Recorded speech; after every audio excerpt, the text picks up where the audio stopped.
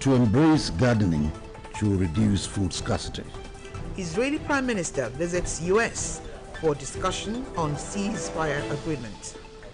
Now the news in full.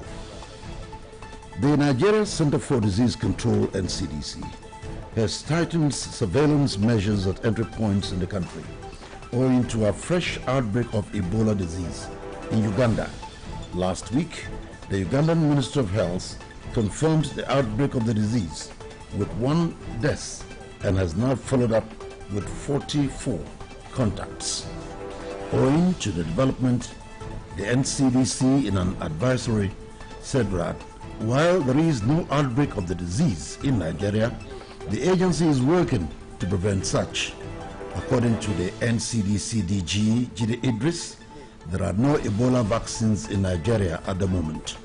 However, the NCDC boss said early recognition, isolation of patients and initiation of supportive treatment, implementing infection and control measures in health facilities and homes, tracing and monitoring of contacts, and safe burial practices significantly reduce morbidity and probability of death. The House of Representatives is pushing for adequate funding for some government agencies over the amounts proposed in the 2025 budget estimates. The deputy spokesman of the House, Mr. Philip Agbedotun, disclosed this today ahead of the possible passage of the 49.70 trillion 2025 budget proposal this week by the National Assembly. Agbedotun told newsmen that some agencies considered very critical to the nation's socio-economic development have been penciled down for improved funding in the 2025 fiscal year. According to the lawmaker, the time has come for the reformation of the NYSC scheme, given its contribution to the manpower needs of the nation in both the public and private sectors. While making a similar argument for the NDA, he said one of the ways to improve the sector is to improve the funding of the institution charged with the mandate of building the capacity of our security personnel to tackle emerging security challenges. He also noted that foreign missions deserve commendation for their services to the nation, adding that an upward review of their budget estimates has been agreed by the House. The federal government spends 200 billion naira to subsidize electricity monthly, and this amount benefits the wealthiest 25% of Nigerians rather than those who truly need assistance. The special advisor to President Bola Tinubu on Energy, Olo Virgin, stated this in a statement today. Virgin is reacting to reports quoting her as stating that the electricity tariff would soon be jacked up by 2/3 in order to strengthen the power sector. The special advisor did not deny the looming tariff hike. She, however, maintained that she did not say the tariff would be raised by 65%. Virgin noted that while the government was indeed committed to ensuring fairer pricing over the long term, the immediate focus is on taking decisive action to deliver more electricity to Nigerians, ensure fewer outages, and guarantee the protection of the poorest and most vulnerable Nigerians. The Nigerian Labour Congress, NLC, should rather embrace dialogue at achieving its goal than calling for industrial action over the agitation against hike in the telecommunications tariff. This was the opinion of stakeholders who spoke on today's edition of the BCOS TV Current Affairs Breakfast Program, AM 120. Our reporter, Providence Onu, monitored the program and compiled this report. The federal government had recently gave nod to the request of the telecoms operators seeking an upward review for the charges on their services, particularly on calls and data usage.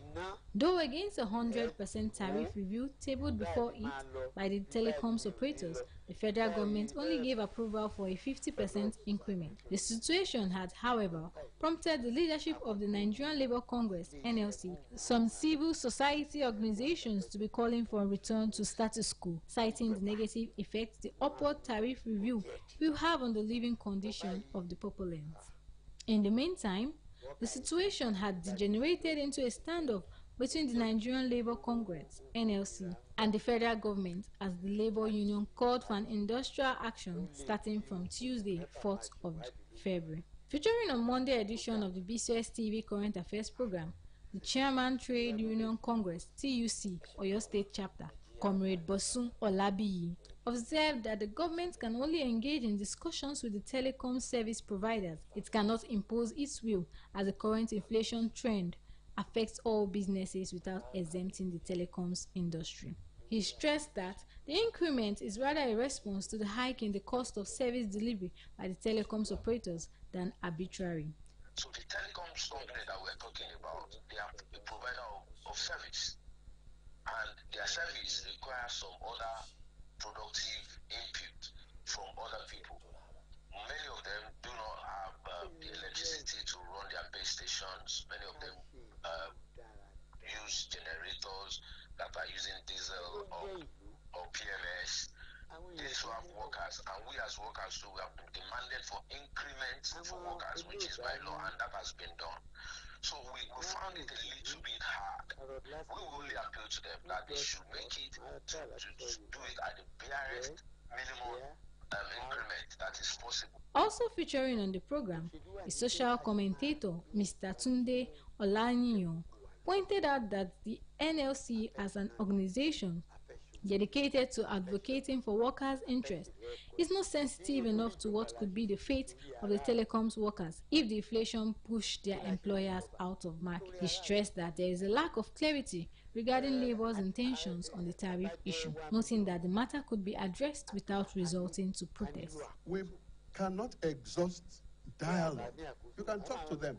Let's wake up. The way I look at Nigeria is that we need to learn to live realistically.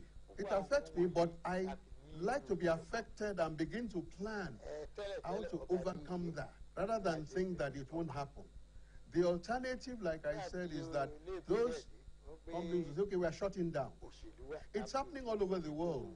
When business environment is hostile, your first thinking is, how do I take out my investment? When the investment is taken out, that business cannot be sustained. Both respondents, while noting that the tariff hike will have impact on everyone in the society, cautioned Nigerians on the need to be prudent in the management of the time they spend on telecom facilities. Providence Onu, BCS News.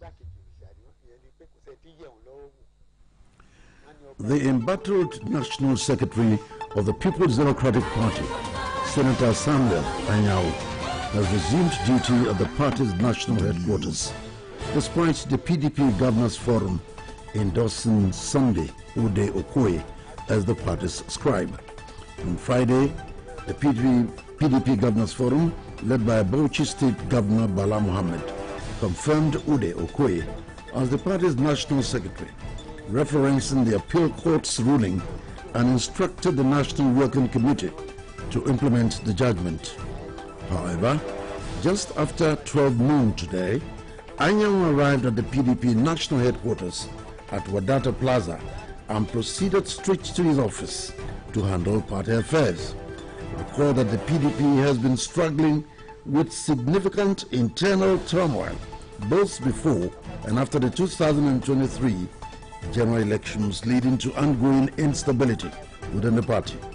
These issues have, however, resulted in deep divisions, making it challenging to resolve the party's internal conflicts. The Zamfara State Governor, Dauda Lawal, has reassured that the People's Democratic Party, PDP, remains united despite its internal differences. Governor Lawal gave the assurance during a condolence visit in Oyo State to Oyo State Governor Seyi Makinde following the demise of his elder brother Sunday Makinde. Among other dignitaries at the Kolaba private residence of Governor Makinde were the Nigerian Football Federation President Ibrahim Gusau, accompanied by Oyo State Football Federation Chairman Oba James Odeniro and ex-Green Eagles player Dr. Felix Owolabi. Speaking with the newsmen immediately after the visit, the duo of Zamfara State Governor Dauda Lawal and Nigerian Football Federation President Ibrahim Gusau described Governor Makinde as a good friend, emphasizing their obligation to commiserate with them during this difficult period. The governor also received a condolence visit from President of the African Development Bank. I beg your pardon.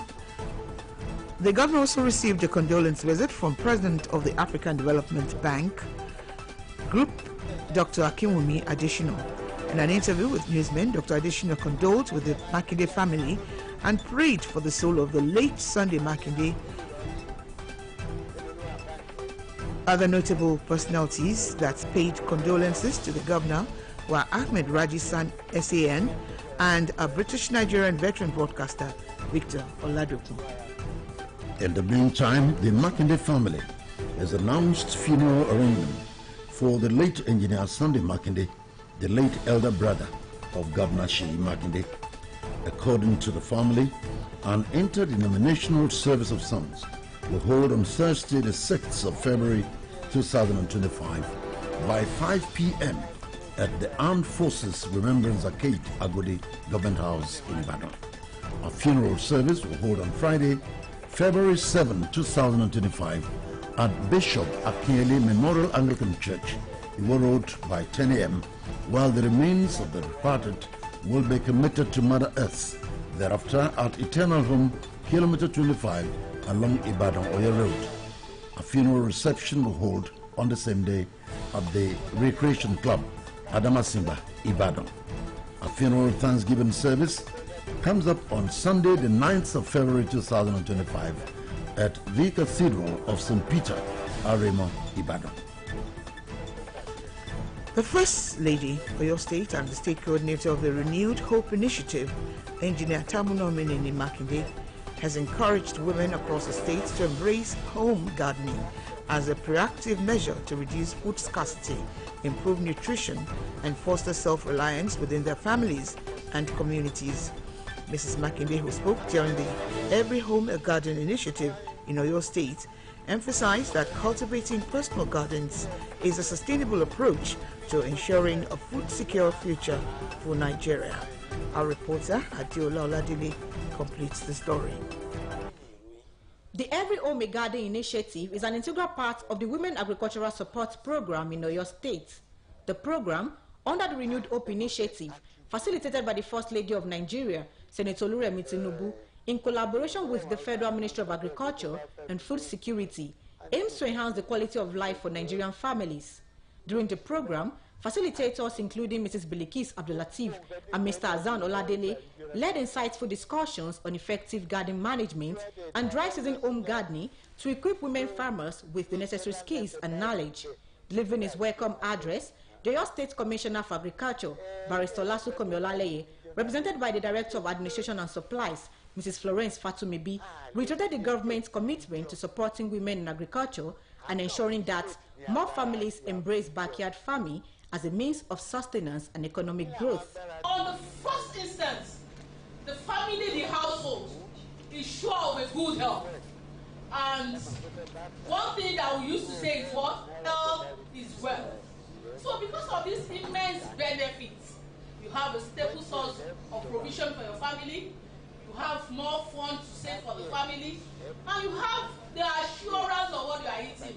We cannot say much about what we consume outside. In her remarks, the First Lady of Oyo State and the State Coordinator of the Renewed Hope Initiative, Engineer Tamunomini Makinde, who was represented by the State Commissioner for Special Duties, Alhaja Fausat Soni, described the initiative as a timely intervention that will boost food production at the household level and reduce dependency on external food sources.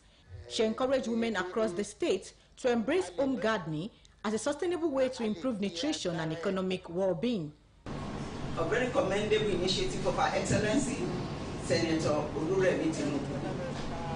This initiative offers an opportunity to integrate urban and rural households into productive farming, ensuring that no home is left behind in the journey towards a food secure future.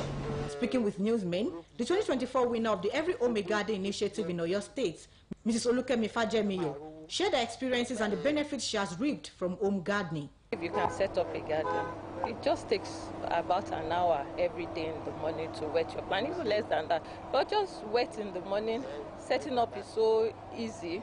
Get your sacks, get your containers, it's free. You go to the market on a daily basis, the sacks are not expensive, gather it, then get your plants from reliable sources in the market. Every woman present at the program received cash gifts, farm tools and farm inputs to support their home-based farms. Some of the beneficiaries expressed their gratitude to the wife of the President of Nigeria, Senator Oluremi Tinubu, and the First Lady of Oyo State, Engineer Tamunomini Makinde, for their support. As one of the beneficiaries, I think everything most of the things cleared to me today. And I really thank all the initiative of this program, because we are giving tools and we are giving cash. My advice for the women out there is for them to be not to depend on their husband. They can also have their own farm. From the income they are seeing from the farm, they can be of support to their husband, they can be of support to their neighborhood and to the people around them. The event was attended by the Commissioner for Women Affairs and Social Inclusion, Mrs. Toyin Balogun, among others. Adeola Oladele, BCOS News. This broadcast of Newscope comes to you from the Broadcasting Corporation of Oyo State, Ibadan. Following the inability of oil companies to meet the demand for crude oil by local refineries, the Nigerian Upstream Petroleum Regulatory Commission, NUPRC, has warned that it will henceforth deny export permits for crude oil cargoes intended for domestic refining. The Commission, in a letter addressed to exploration and production companies and their equity partners, the Commission Chief Executive Engineer Agbedotun reiterated that diverting crude oil meant for local refineries violates the law.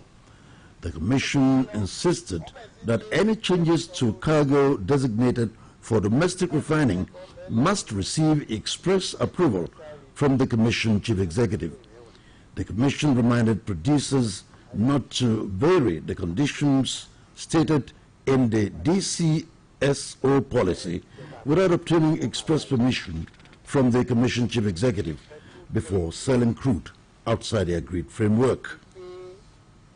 It was a historic event. It was a historic event for the Muslim faithful of Kolakpo Ishola Government Reserved Area as they gathered for the foundation laying ceremony of the community's central mosque. The event, which took place at the mosque designated site, was presided over by the chairman of the Kolakpo Ishola GRA Muslim community, who is also a former Oyo State head of service, Alhaji Tajuddin Aremu, alongside other community members. Our reporter, Adeola Oladele, completes the story.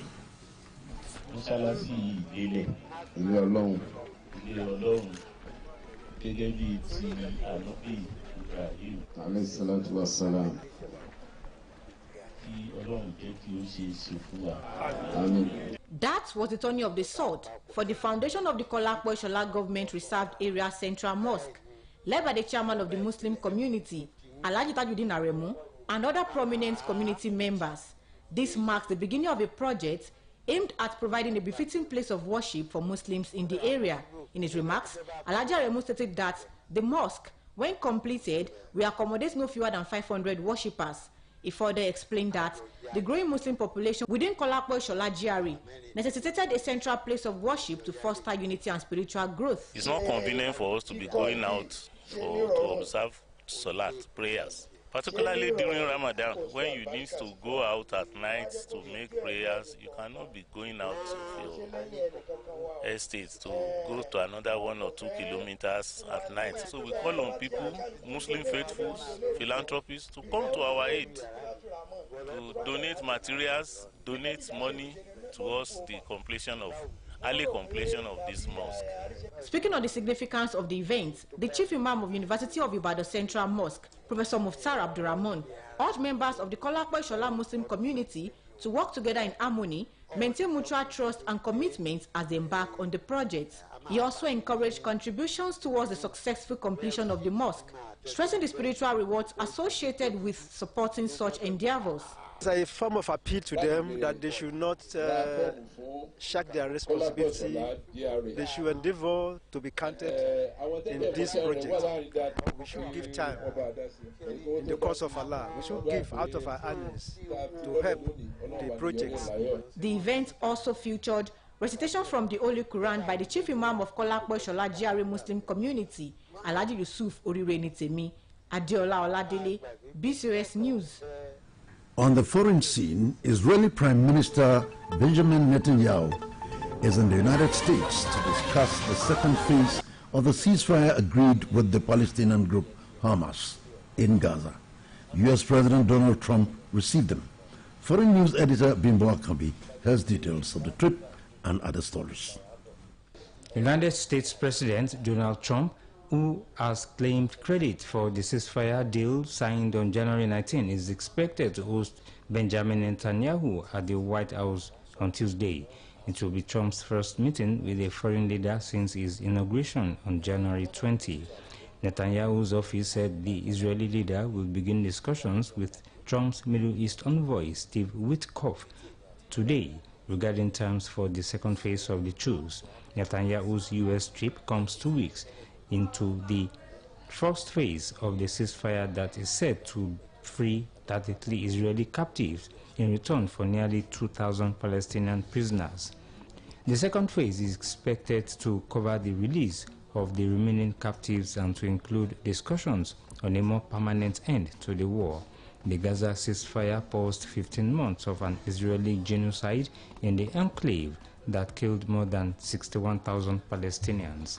In the meantime, 37 sick and wounded Palestinians have left Gaza for medical treatment in Egypt following the reopening of the Rafah border crossing after 8 months.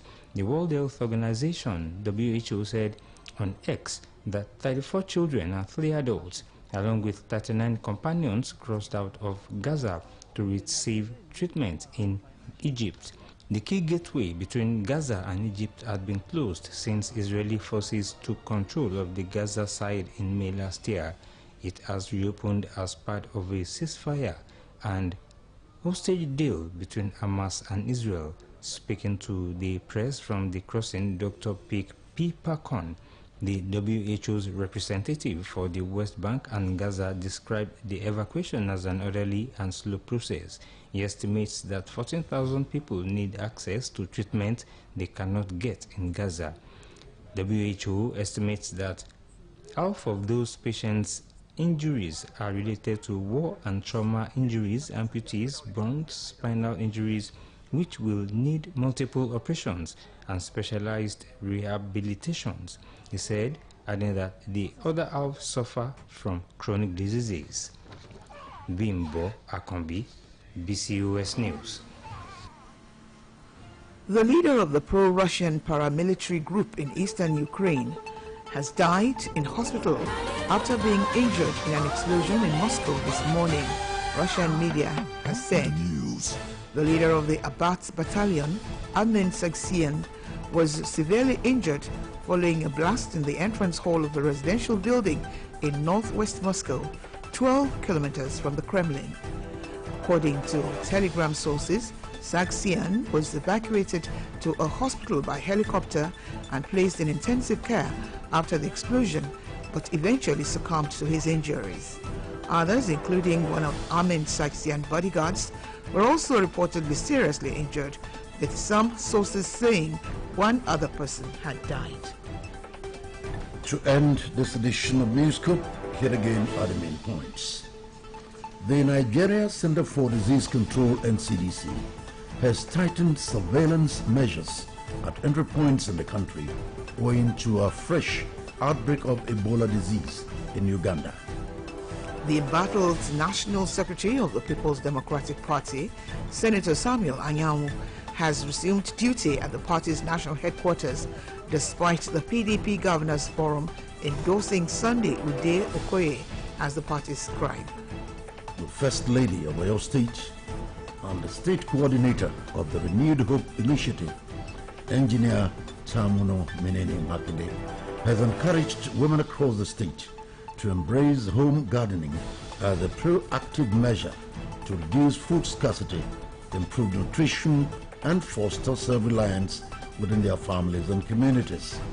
Mrs. Makinde said this during the Every Home a Garden initiative in Oyo State. Israeli Prime Minister Benjamin Netanyahu is in the United States to discuss the second phase of the ceasefire agreed with the Palestinian group Hamas in Gaza. And that's all for now from News Group Desk. It was packaged by Oluseun Adedeji and brought to you by Olukemi Ajayi and Olaolu Olatubosin. Thanks for listening. And don't forget to tune in for the Yoruba edition later this evening at 8 o'clock. Good evening and thanks for joining us.